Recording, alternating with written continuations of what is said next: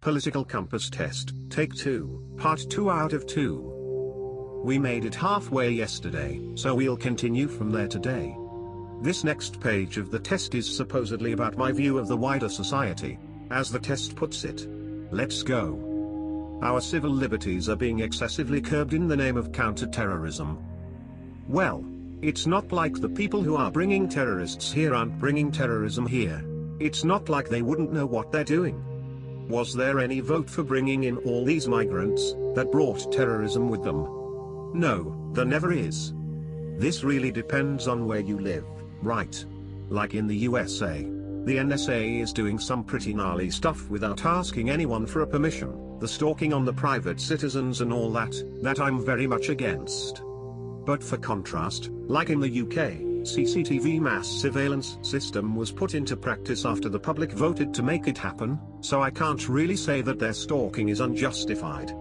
Of course, we could say that everyone didn't agree, and to stalk those who don't agree with this is wrong, but again, would a terrorist give the government a permission to stalk them? Obviously not. I'll assume we're talking about the NSA in the US, so I'll say strongly agree to this one. 2.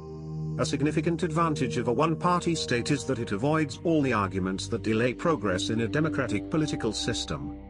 It would be, if that one party would remain free from the influence of the state. If we have one party, and made up by state actors who don't make the calls on politics based on the good of the people, but on the good of their own bank accounts, I'd say that's a problem. Delays happen, they suck. But I'll double the delays before I let any one party alone control the future of my country. Strongly disagree. 3. Although the electronic age makes official surveillance easier, only wrongdoers need to be worried. Again, no. If the state has the power to determine who has committed this wrong, who thinks the way they don't like, they have all the power to exclude these people from the society. I value my privacy very greatly, and I'd never want all of my information to be public domain. No, it's my, so it stays with me. Don't exchange your privacy and independence to mass surveillance and state-funded population and opinion control. Strongly disagree.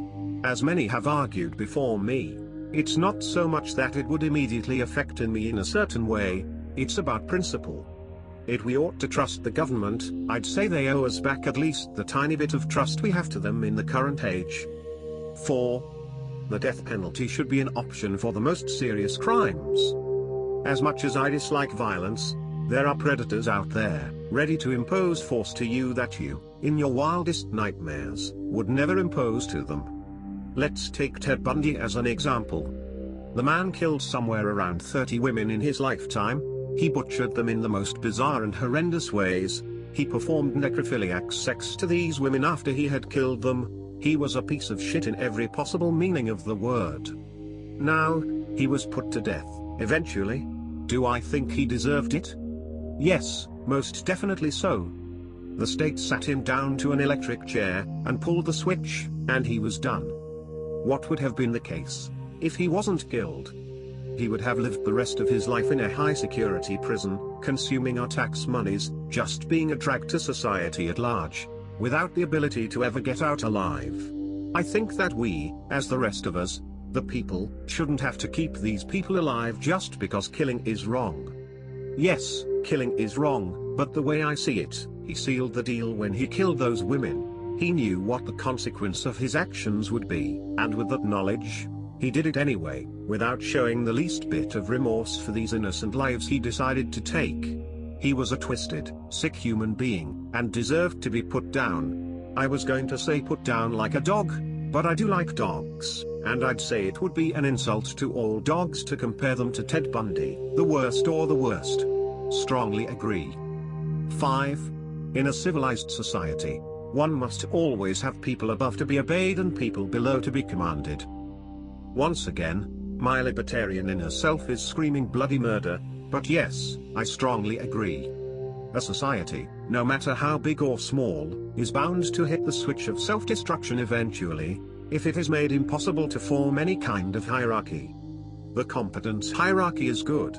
It makes it possible for people to make something of themselves, and it also gives back to people the time and energy they put into the system. If you don't study and work hard, you'll never be a brain surgeon, and that is absolutely right, because if we took in people with little to no knowledge or learned talent, people's lives would be in constant danger.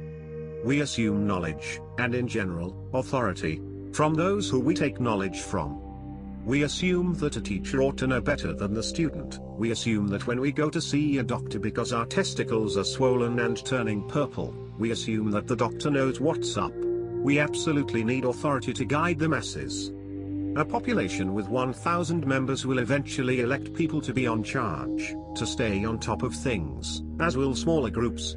A group of 10 people will eventually find and bring out the leaders and the workers, like does every kind of society that has made it this far, and I honestly don't see why that's bad. Without certain amounts of hierarchy, nobody would be able to climb the ladder to reach the higher positions, because there'd be no ladder to climb.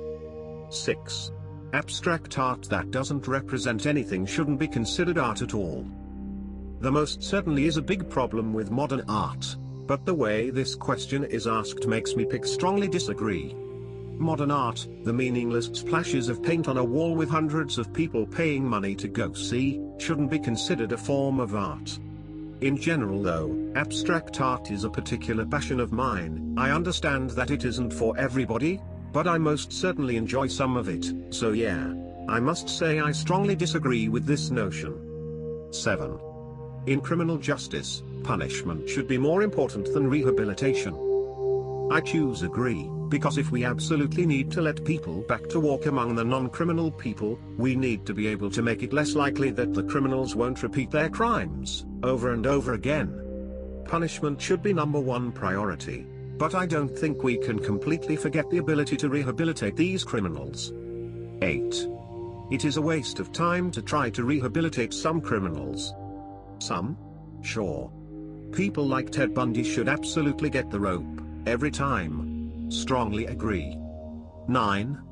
The business person and the manufacturer are more important than the writer and the artist. If the economy falls apart, there will be no surviving artists or writers, but if we lack those, our culture will fall apart.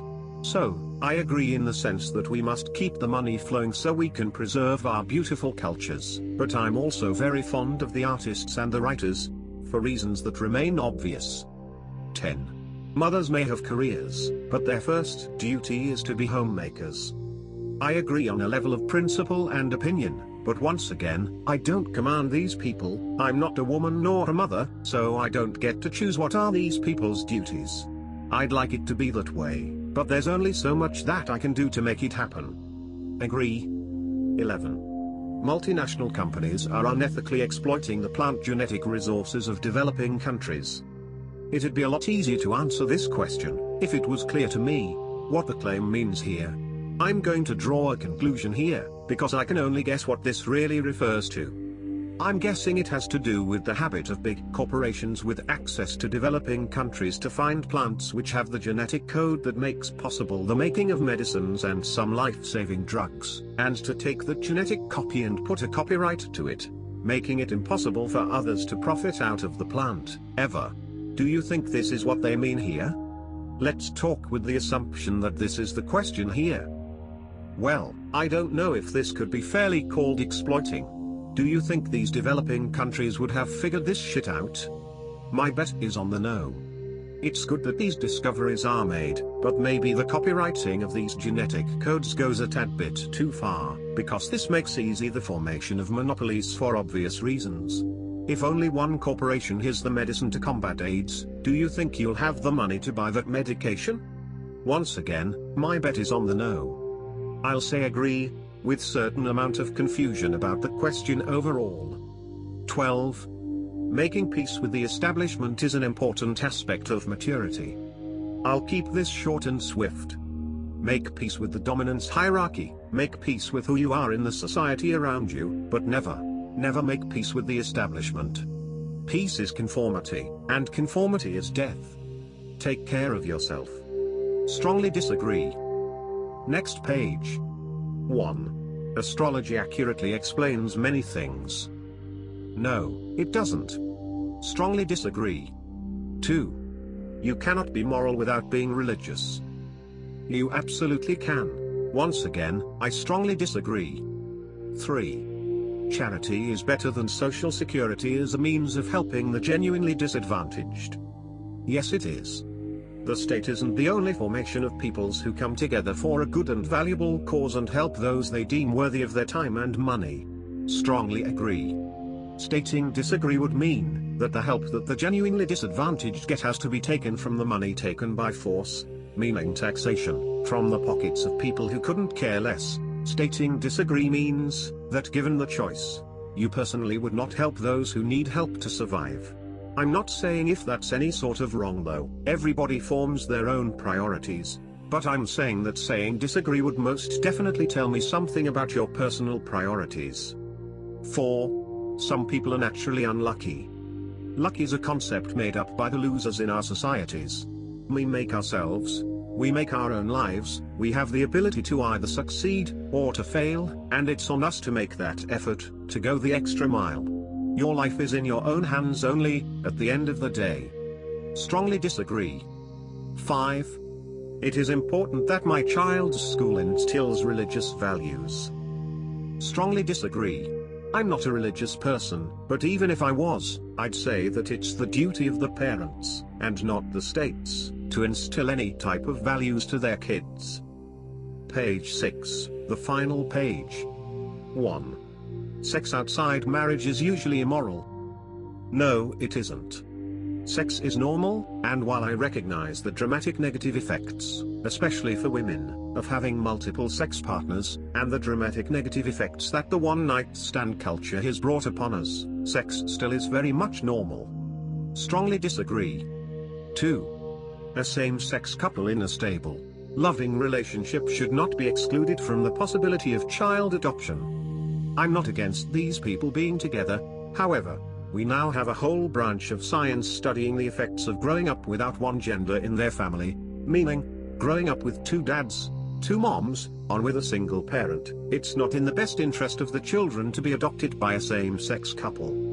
In general, I don't care what people do with themselves, or with each other, but I don't see why children would have to play a part in this. I think that children have a right to have a mom and a dad.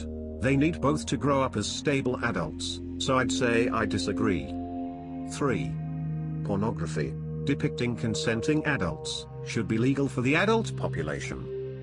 Once again, I know the negative effects that pornography has had on men over time, because it gives a quick fix for something that is a normal and healthy urge for men. Men have a higher sex drive than women do in general, for biological reasons.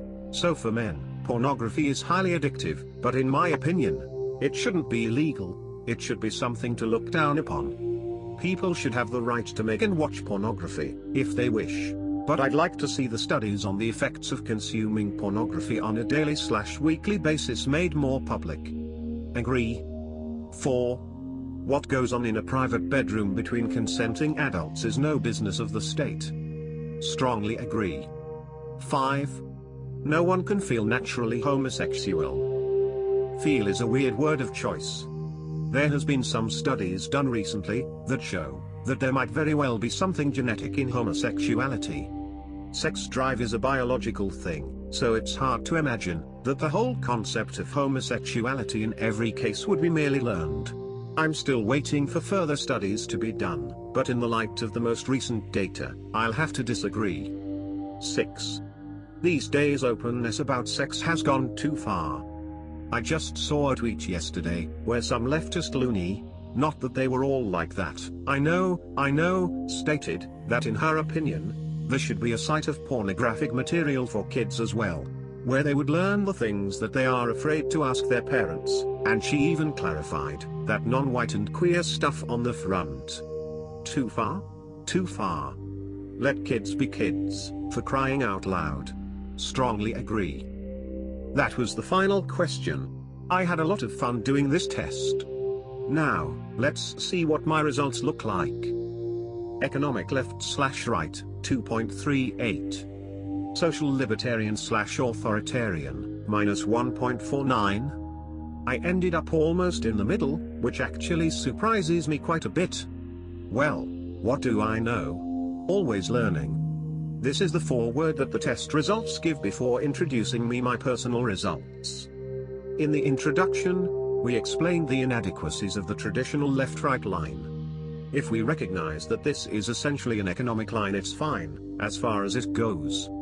We can show, for example, Stalin, Mao Zedong, and Pol Pot, with their commitment to a totally controlled economy, on the hard left. Socialists like Mahatma Gandhi and Robert Mugabe would occupy a less extreme leftist position. Margaret Thatcher would be well over to the right, but further right still would be someone like that ultimate free marketeer, General Pinochet. That deals with economics, but the social dimension is also important in politics. That's the one that the mere left-right scale doesn't adequately address.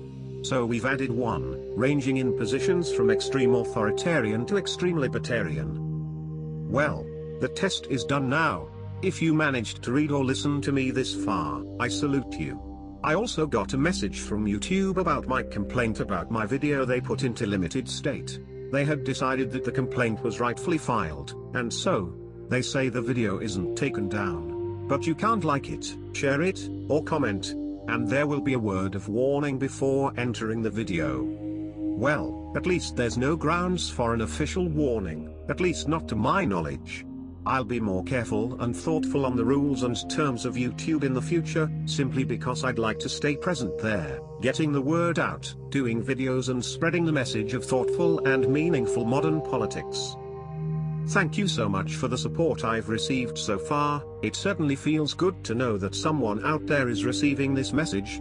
It feels good to know that I'm not alone fighting the fight for our people and our world. Stay infidel. Finish infidel.